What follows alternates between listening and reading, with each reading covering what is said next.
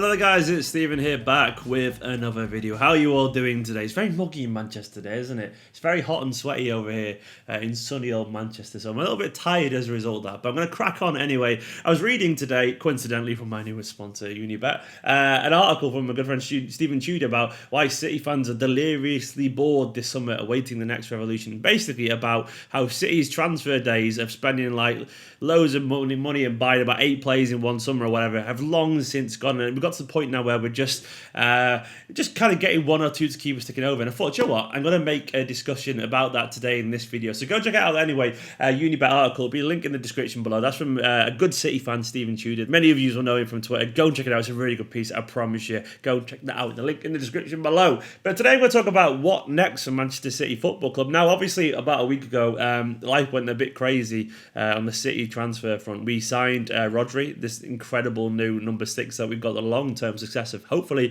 for Fernandinho, a man we're blessed with talent and have made loads of content on that, so go and watch it if you haven't already. And we also brought back our ex-academy starlet, Angelino, the flying Spanish wing-back. After a year at PSV, we brought him back to challenge for Zinchenko and Mendy. Now, a lot of City fans, and myself included, have noticed it's gone a little bit quiet since then. The rumours have died down quite drastically. So I thought today I'd talk about why and what's next for Manchester City on the transfer front, and if we can actually expect anyone to come in. And if I'm being honest, I think it's going to be a little bit quiet for a while now, other than maybe the Asier Riziego guy who's a goalkeeper who might come in, but depends on who goes. I think it's gone a bit quiet, and I'm expecting that. And I think the reasons why are mainly is because I think we've got some selling to do now. I think, and someone correct me if I'm wrong here, the foreign spots are basically all tied up in the squad at the moment, so we need to sell some players before we can actually bring some in. Then you got the likes of Danilo, who's still hanging about, and his future seems to be very obviously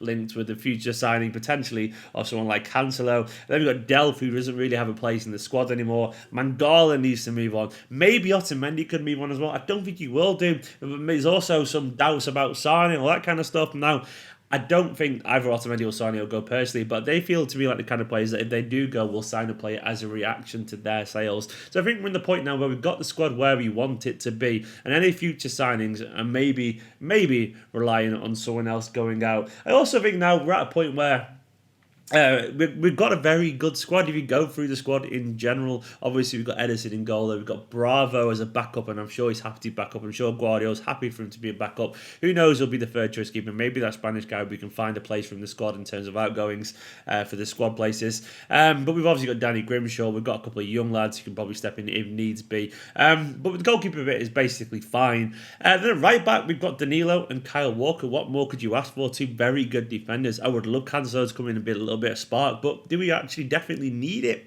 No, not really. We don't technically need it. Centre-back, obviously, yes, we are one down. Vincent Kompany is going to be an absolutely huge loss. But we've still got Stones. We've still got Laporte. We've still got Otamendi. We've also got as well Fernandinho, who maybe could get the odd game there. Maybe Rodri could. We've also got the youngster Eric Garcia coming through. And we've got a whole weight of playing. Maybe Kyle Walker, if push came to shove, could also play centre-back in a game here and there.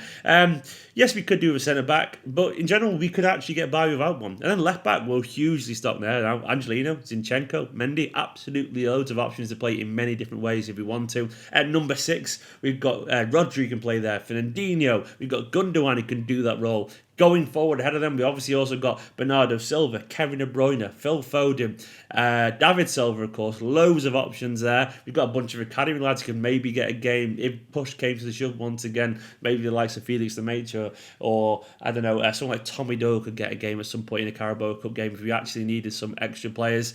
Out wide, we're not exactly lacking either. Sterling, Sane, Mahrez. Then we got through the middle, obviously Gabriel Jesus, Sergio Aguero. It's a very good, very balanced squad. And a squad that I think will actually be boosted by, obviously, Angelino coming in, who gives us many more options. He could also probably even play as a utility player if needs be. Zinchenko could do the same if needs be. Then obviously we've got Rodri, who is a game changer. He's the one that we actually needed. A man that allows us to have a little bit of flexibility in how we use certain players and all that kind of stuff. Other than that, though, we're just kind of fine. we're obviously blessed as well. The fact that we've got Kevin De Bruyne coming back, hopefully for a full fit season, maybe Mendy as well. They'll be like new signings. I know, De Bruyne isn't a new signing, but given how little we saw of him last year, that'll be a massive boost. And given the fact that we've got now Bernardo Silva at this level that he's got, and he hasn't really played regularly yet with Kevin De Bruyne. Imagine those two together on the pitch constantly. It'd be absolute loads. Having said that, we are still linked to some players naturally. A centre-back seems to be the one that is most likely there. We've been linked to Harry Maguire quite a lot.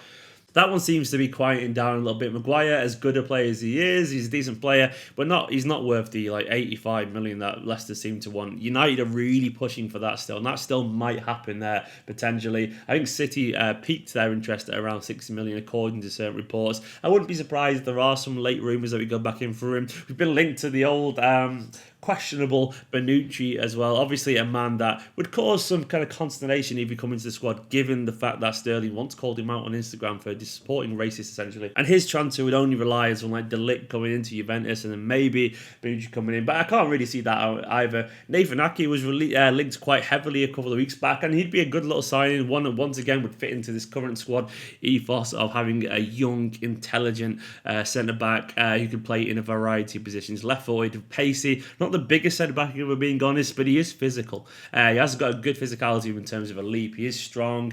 He's very committed. He's young enough to improve a lot. He's actually quite young in general. He'd fit a lot into this system. There's been some tentative rumours as well about Nico Elvedi, Mönchengladbach's young Swiss centre-back. He's a really good player for what I can tell about him. But those links seem really, really tentative and more basically just pushed from the fans, I think, from that angle. I can't really see us going for him there. In terms of other positions, right back, Cancelo seems to be one that most likely could actually happen there.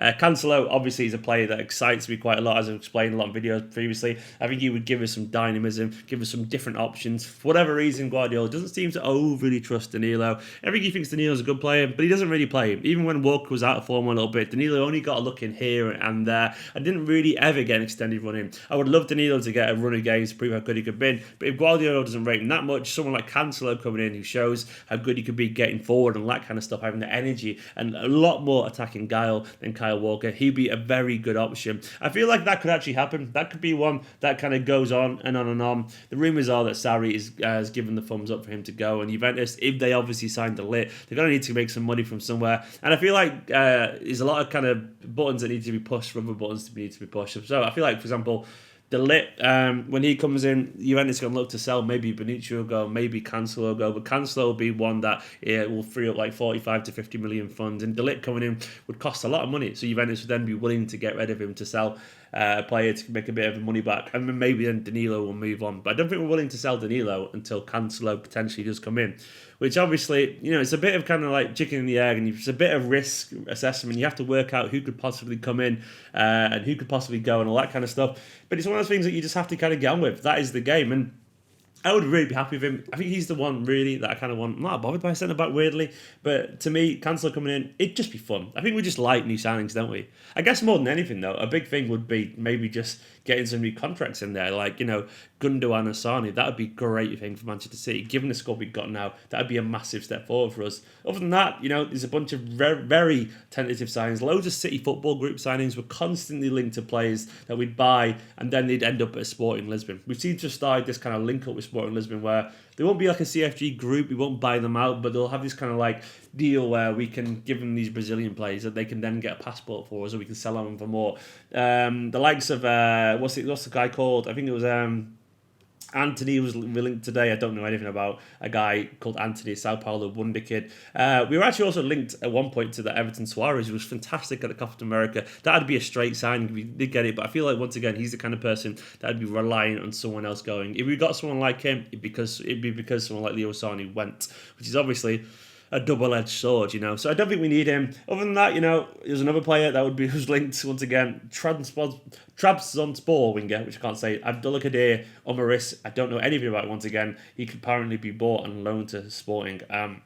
Whatever. And then another potential signing, Jose Cifuentes, a Colombian guy, could be loaned to a Croatian club. There's loads of City football group signings, but in general, I think we have to accept now that we got to the point now where we're going to just assess the squad in pre-season. There's loads of young lads there can maybe do a job. Maybe Guardiola will pull a surprise and keep one of the young lads who's in the first team training back from loan and give them a go. Sandler, it won't be him. He's going on loan to Anderlecht. Maybe one of the Garcias come back could impress.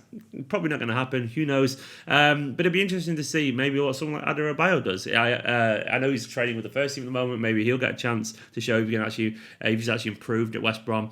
But for now, I think the squad is pretty balanced. So for what comes next, I just want to see us pin down some of the best players in terms of contracts, give some of the young lads a go in pre-season, and maybe if the right deal comes along, get Cancelo and possibly a centre-back. I don't think City will actively pursue either because at the moment I think they're quite content with the squad. What do you guys think will happen in general? Are you happy with the transfers? I think I am. I think the squad looks absolutely fantastic. I think Rodri is the signing we needed, and Angelino gives a bit of versatility and just a bit of liveliness. In general, just bringing some people into the squad loosens the rest of the team up. He gets them going, and I think Angelino will do that. He's a positive story, a very likeable character, and loads of ability there. So I think we're looking very healthy, basically. Anyway, guys, go and check out that Unibet blog that I mentioned below from the Manchester City fan Stephen Tudor. Go and give it a check out in the link in the description below. It's a really good piece about how City fans have to get used to being a little bit quiet and more bored these days because the revolution has slowed down. Now it's just constant, slow evolution in general. Guys, I hope you enjoyed this video. Check out my video from yesterday and all the stuff about Rodri and Angelino as well. Make sure you subscribe if you're new. Check out my Patreon if you want to get involved, help support this channel. All these guys here, heroes,